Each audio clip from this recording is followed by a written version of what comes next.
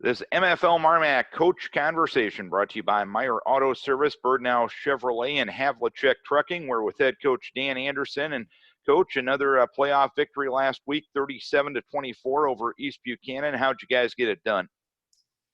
You know, we ran the ball well. We saw some things on film, ways to get East Buck to change their alignment a little bit with our formations. So we changed our formations just a bit to get a better advantage, and it seemed to work for us. We were able to get a guy out of the box and make it run the ball a little bit easier. I thought, our backs ran extremely hard, and Max Havlicek was efficient throwing the ball again. Defensively, we bent a little bit, but we did enough to win there. We got some big turnovers, so it was just a good all-around effort.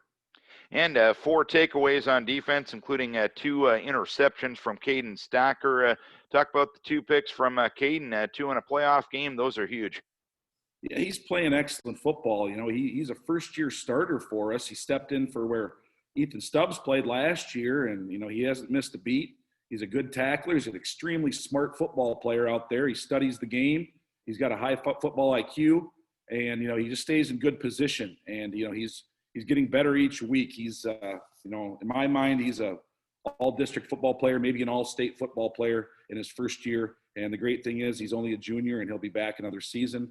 He's a great leader out there. You wouldn't know who the seniors are and who the juniors and sophomores are. He's just a great asset to our football team.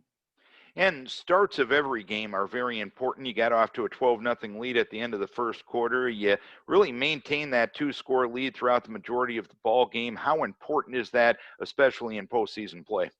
Oh, it's really important because these games are tough. No matter who you're playing, when you start getting down to the round of 32 and then to 16, every team's going to have their strengths, and they don't have as many weaknesses. You want to get a fast start. We were able to get that 2-score lead, and then they scored, and then we were able to, like you said, maintain that 2-score lead for most of the game. But they kept battling with us and keeping it close. And we can't expect to win by big margins each week. I don't expect that anymore. Every game's going to be tough, and 1 or 2 mistakes are going to maybe cost you the ball game. So luckily we've been playing pretty good football all around and not making big mistakes. But teams are going to score on us. Teams are going to move the ball, and the defenses are going to get better. You only have to win by 1 point and to keep moving on. It doesn't have to be pretty all the time. And we still are fixing things. Yesterday we spent a lot of time fixing things that we did incorrect on last Friday night, but they're high school kids. You expect that. They're not professional athletes.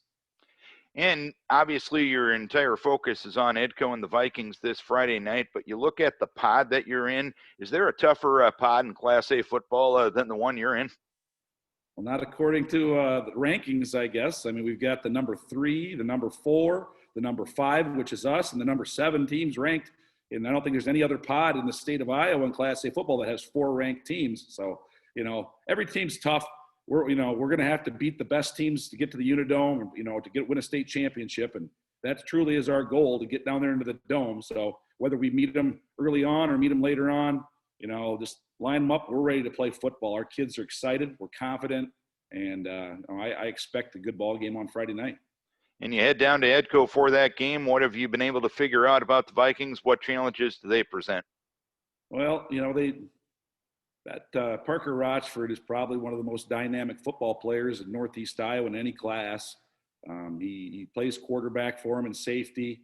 He's got a great arm. He's experienced. He definitely has great pocket awareness. He keeps the play alive with his feet. He never gets rattled back there. And, he makes fast defenders look slow. He does. I mean, he's got a different speed than most high school kids. And so, he's a guy that we have to be very careful of, mindful of our rush lanes, and know where he's at all times. He's great as a defender too. I mean, he's always around the football, stripping the ball, getting interceptions, and so he's obviously somebody that you have to be aware of all the time. They've got a lot of experience. They've got quite a few of those kids that are seniors this year that actually were starters 2 years ago when they made the state semifinals. So they've been in big games before.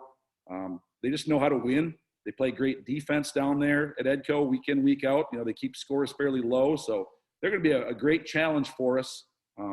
Our kids are going to go in confident of that game, and just because they're undefeated, we're not taking a backseat to anybody. We've only got one loss. It was by 1 point. So we feel like we could be an undefeated team right now too. Coach, we wish you best of luck. Keep your kids healthy, and hopefully it's the quarterfinals next week for the Bulldogs. I hope so too. Thanks, Darren. Dan Anderson on our MFL Marmac Coach Conversation, brought to you by Havlicek Trucking, Meyer Auto Service, and Birdnow Chevrolet.